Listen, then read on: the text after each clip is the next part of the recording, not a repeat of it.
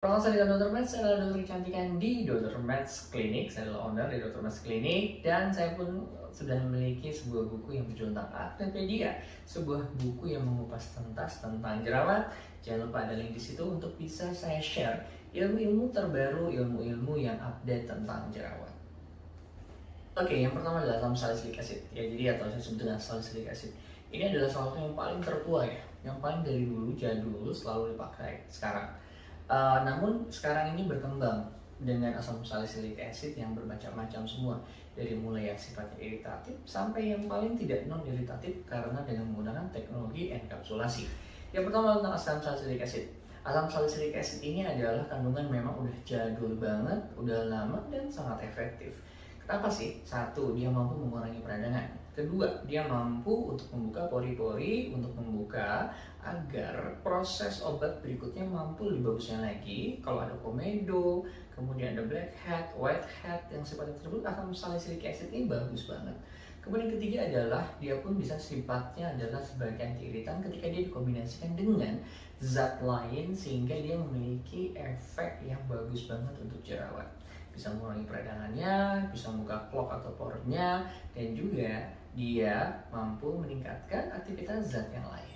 Dan yang paling keren adalah salicylic acid ini dengan enkapsulasi. Salah satu contohnya ya ada di beberapa produk yang kami buat namanya Salsphere. Ya, jadi itu salah satu bahan yang memang sudah ada mereknya. Itu merupakan salicylic acid dengan enkapsulasi sehingga salicylic acid ini dilepaskan secara perlahan sehingga dia itu tidak akan menyebabkan proses iritan. Jadi ketika kita melihat untuk salicylic acid ini kita harus lihat ya apakah ini menyebabkan iritan atau tidak. Kalau yang sensitif saran saya hindari kecuali dengan bahan-bahan salicylic acid yang sifatnya mampu mengurangi dari iritasi. Yang kedua adalah tea tree oil. Siapa sih yang nggak tahu tea tree oil? Yang didapatkan dari pohon tea tree ya. Dimana ini dasarnya adalah sebenarnya dia oil ya. Yang efektif sebagai antimikroba, anti peradangan yang memang sudah sangat terbukti efektif. Bisa mulai dari paling banyak pada sabun untuk tea tree oil, kemudian juga ada juga pada bentuknya yang krim.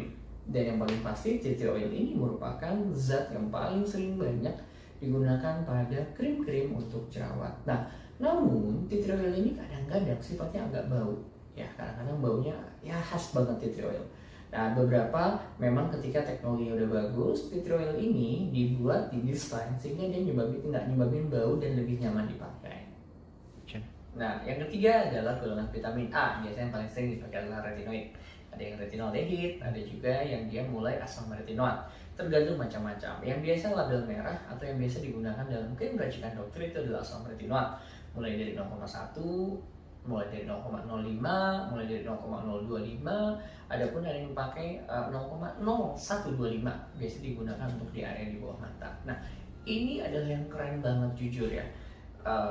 Asam vitamin A ini dan asam retinal ini adalah sungguh bagus banget ataupun turunannya.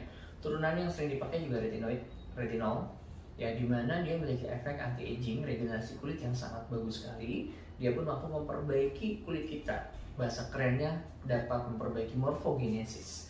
Bentuk sel kulit kita lebih smooth, lebih halus, dan juga mampu mencerahkan, sifatnya lightening. Itu adalah golongan-golongan ini.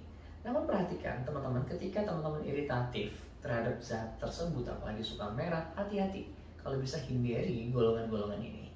Dan yang pasti Anda perlu memperhatikan bagaimana ketika ini dikombinasikan untuk yang lainnya. Nah, untuk pemilihan bahan ini sebenarnya kita nggak bisa, oh aku pengennya kandungannya ini, kandungannya ini. Perhatikanlah bahwa zat aktif hanya berperan 2% loh. Tapi ada 80-90% ada pada basis krimnya. Kalau ditanya ke saya, yang paling penting yang menyebabkan sebuah krim itu bagus atau tidak itu apa? Basis krim. Maka kita harus perhatikan basis krim itu karena ada komponen terbesar dalam krim yang mampu mempengaruhi tingkat kecepatan zat aktif, proses kenyamanan, zat efektifnya. Itu yang perlu kita perhatikan dalam memilih bahan-bahan skincare. Semoga bermanfaat.